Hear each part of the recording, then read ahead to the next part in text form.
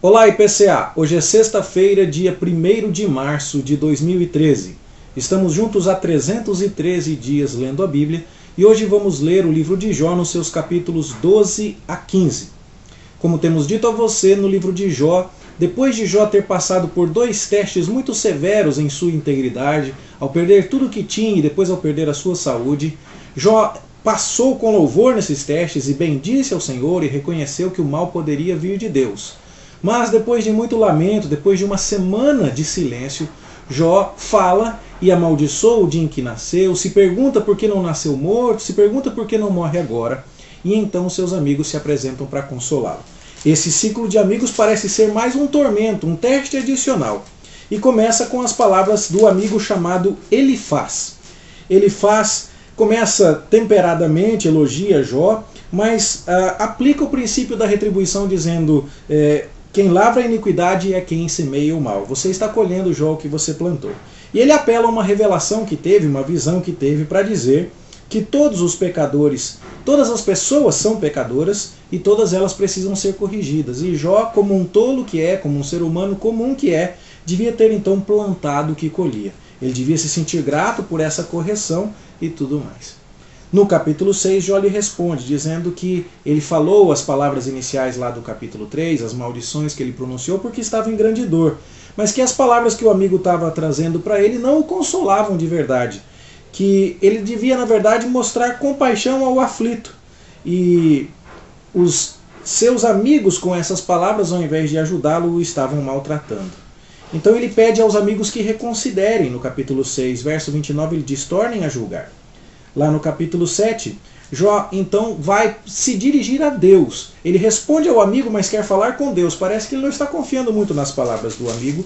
Então ele diz a Deus, se eu pequei, que mal eu te fiz, ó espreitador dos homens. Capítulo 7, verso 20. Por que fizeste de mim um alvo para ti, para que a mim mesmo eu me seja pesado? Então Jó responde a Elifaz, mas fala com Deus. O próximo amigo é Bildade. E Bildade é menos polido do que Elifaz. E acusa os filhos de Jó, e acusa Jó, e apela à tradição para repetir o princípio. Como diz o verso 11, são assim as veredas de todos quantos se esquecem de Deus. Jó, você está sofrendo porque se esqueceu de Deus. E aí, então, Jó responde de novo ao amigo Bildade no capítulo 9. Ele responde que de fato ninguém é perfeitamente justo diante de Deus. Ele entende o poder e a sabedoria de Deus, mas ele questiona se Deus está sendo efetivamente justo, porque se ele for aplicar a justiça em grau último, ninguém vai sobreviver. E Jó então entende que seja desproporcional o castigo de Deus a ele, se isso fosse mesmo tomado como um castigo, em relação aos pecados que ele reconhece que tem. Então Jó conversa um pouco respondendo a Bildade no início do capítulo 9, mas ele vai se virando aos poucos até que no capítulo 10 ele não está mais falando com Bildade, mas está falando com Deus. Jó provoca Deus. Verso 2 do capítulo 10 diz, faze-me saber por que contendes comigo. Verso 7 do capítulo 10, bem sabes tu que eu não sou culpado, todavia ninguém há que me livre da tua mão.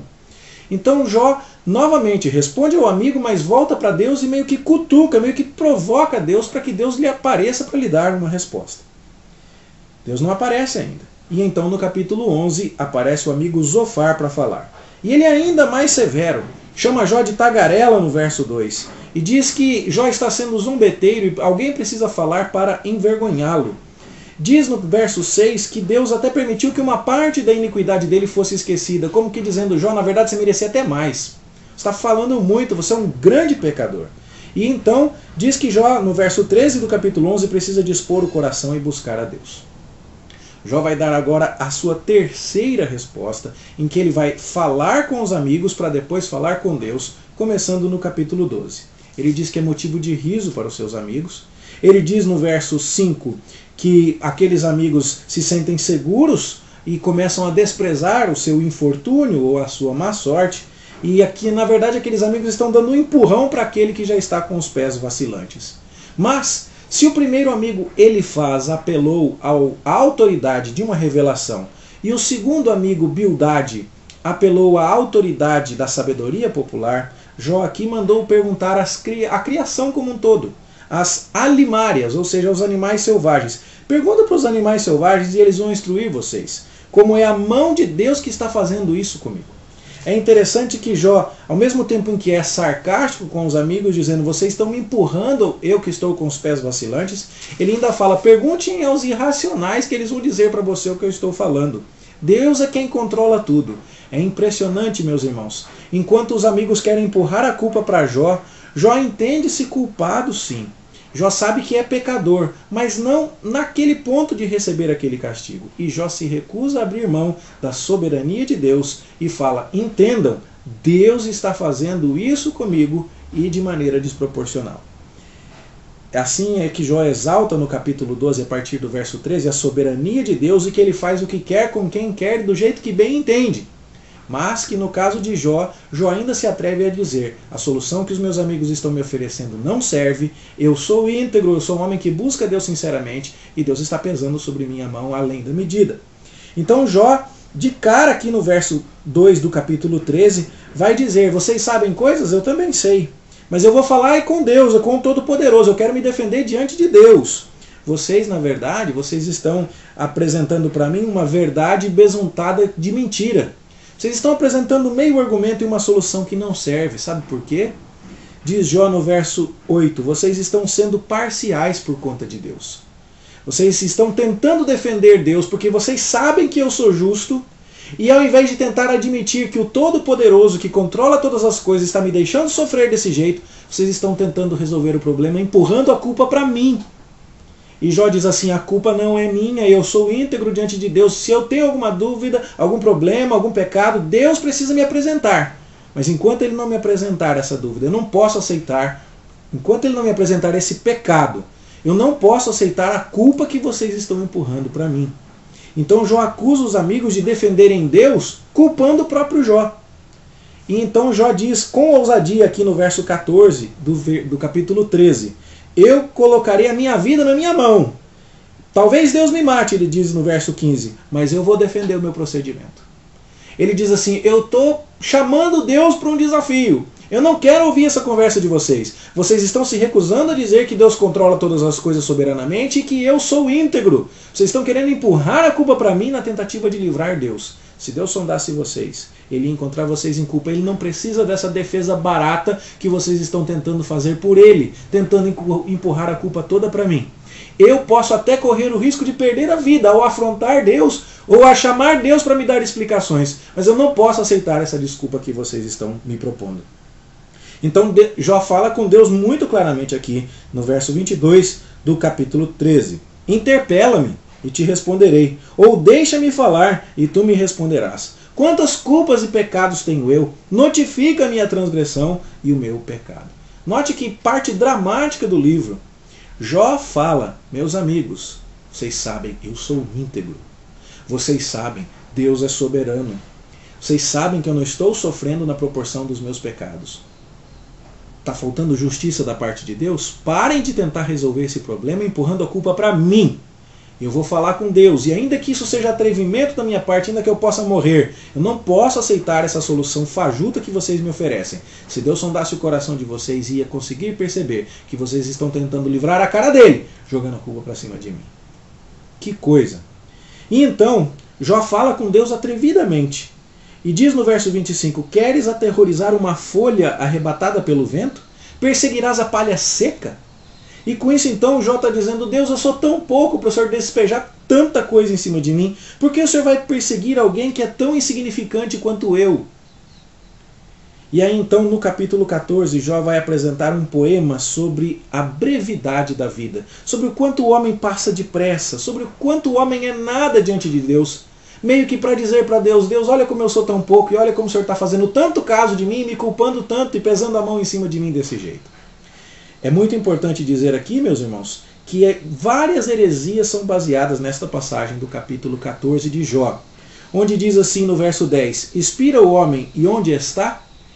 As testemunhas de Jeová querem dizer que aqui depois de morto o homem cessa de existir. No verso 12, o homem se deita e não se levanta, nem será despertado do seu sono. Os céticos, os pessimistas, dizem que Jó aqui ensina que não vai haver ressurreição, e que então a Bíblia estaria se contradizendo. O verso 14 diz, morrendo o homem porventura tornará a viver? Todos os dias da minha luta esperaria até que eu fosse substituído. Algumas outras versões dão a ideia de que a reencarnação estaria em perspectiva aqui. E os espíritas então vão falar a respeito disso. O grande problema, mais uma vez é preciso insistir, esse é o lamento de um homem desesperado. Esse é o grito de alguém que está convocando Deus para se manifestar. O contexto está claro. E aqui então nós não temos base para dizer, para fundamentar uma doutrina, ainda mais apenas neste texto. Vários outros textos das Escrituras vão deixar isso muito mais claro. E este, portanto, não é o lugar para procurar informações a respeito deste tipo de ensinamento. O que precisamos ter em vista aqui é que Jó está ousadamente falando: eu sou um homem íntegro.